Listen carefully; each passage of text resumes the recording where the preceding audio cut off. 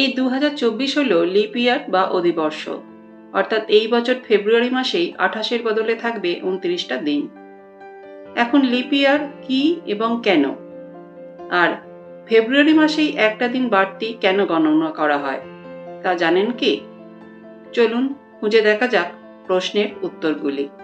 সূর্যকে একবার প্রদক্ষিণ করতে পৃথিবীর সময় লাগে 365 দিন 5 ঘন্টা 48 মিনিট 46 সেকেন্ড। কিন্তু সেই হিসেবে বছর নির্ধারণ করলে তো সমস্যা হবে, তাই বছর ধরা হয় 365 দিনে। এখন প্রতি বছর প্রায় 6 ঘন্টা অর্থাৎ 5 ঘন্টা 48 মিনিট 46 সেকেন্ড বাড়তি রয়ে যাচ্ছে। সেই ঘাটতি পূরণের জন্য 4 বছর অন্তর 4 × 6 24 ঘন্টা অর্থাৎ একটা বাড়তি দিন যোগ করা হয় ক্যালেন্ডারে, এবং সেই বাড়তি দিনটা ফেব্রুয়ারির 28 দিনের সাথেই যোগ হয়। যদিও তাতেও হিসাব পুরোপুরি মেলে না।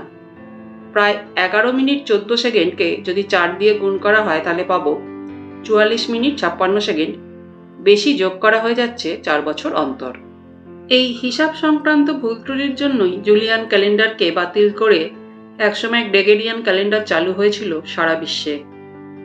জুলিয়ান ক্যালেন্ডারে অনুয়ারি যে কোনো বছর যেটা 4 দ্বারা বিভাজ্য হলেই তাকে লিপ ইয়ার বা অধিবর্ষ গণ্য করা হতো। কিন্তু গ্রেগরিয়ান ক্যালেন্ডার বলে 4 বছর দ্বারা বিভাজ্য বছর তখনই লিপ ইয়ার হবে যখন সেগুলো 100 দ্বারা বিভাজ্য হবে না, অর্থাৎ শেষের দুটো ডিজিট 0 হলে সেগুলিকে 100 নয় 400 দিয়ে ভাগ করে দেখতে হবে। যদি 400 দিয়ে বিভাজ্য হয় তবেই তারা লিপ ইয়ার বলে গণ্য হবে। এর কারণও সেই বাড়তি যোগ করা 44 মিনিট 56 সেকেন্ড। এখন ফেব্রুয়ারিতেই কেন মাসের একটি দিন বাড়ল তার নির্দিষ্ট উত্তর নেই। যদিও প্রথম দিকে বছর শুরু হতো মার্চ থেকে এবং শেষ হতো ডিসেম্বরে, অর্থাৎ বছর হতো 10 মাসে। পরে ক্যালেন্ডার সংশোধন করে বছর 12টি মাস করা হয় এবং নতুন 2টি মাস জানুয়ারি এবং ফেব্রুয়ারি যোগ করা হয়।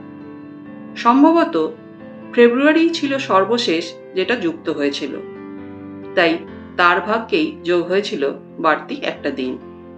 যাই হোক, এখন জেনে নেওয়া যাক লিপ ইয়ারের সম্পর্কে কিছু মজার তথ্য। ক্যালেন্ডারে লিপ ইয়ার যুক্ত করার ধারণাটা প্রথম চালু করেছিল মিশরীয়রা। এর অনেক পরে রোমান সম্রাট জুলিয়াস সিজার 29শে ফেব্রুয়ারি দিনটিকে জুলিয়ান ক্যালেন্ডারে যোগ করেছিলেন। যারা লিপ ডেতে জন্মগ্রহণ করেন তাদের জন্মদিন পালনের সুযোগ আসে 4 বছর পর পর। বিশ্বে 4 মিলিয়নের বেশি মানুষ জন্মগ্রহণ করেন এই লিপ ডেতে। অনেকে বিশ্বাস করেন লিপ ডেতে জন্ম নিলে সেই ব্যক্তিরা অস্বাভাবিক প্রতিভা সম্পন্ন হন। লিপ ডেতে অনেক দেশের নারীরাই তাদের পছন্দের পুরুষকে প্রেমের প্রস্তাব দেন, যেমন আয়ারল্যান্ড ও ফিনল্যান্ড। এই ফিনল্যান্ডে যদি কোনো পুরুষ সেই প্রস্তাব প্রত্যাখ্যান করেন তাহলে তাকে সেই নারীটিকে পোশাক উপহার দিতে হয়। গ্রিসে লিপ ডেতে বিবাহ হয় না। গ্রিকরা বিশ্বাস করেন লিপ ডেতে বিবাহ অমঙ্গল ডেকে আনে। খ্রিস্টানরা এই দিনটিকে ভোজ দিবস হিসেবে পালন করে থাকেন। লিপ ডেতে ঘটেছিল কিছু আশ্চর্যজনক ঘটনাও, যেমন 1912-র 29শে ফেব্রুয়ারি টাইটানিক ডুবে গিয়েছিল। আবার 1972-এর লিপ ইয়ারে বেঞ্জামিন ফ্র্যাঙ্কলিন বিদ্যুৎ আবিষ্কার করেছিলেন। 1968 সালের 29শে ফেব্রুয়ারি থেকেই কাল্পনিক সুপারহিরো ক্যারেক্টার সুপারম্যানের আনুষ্ঠানিক জন্মদিন পালন করা শুরু হয়।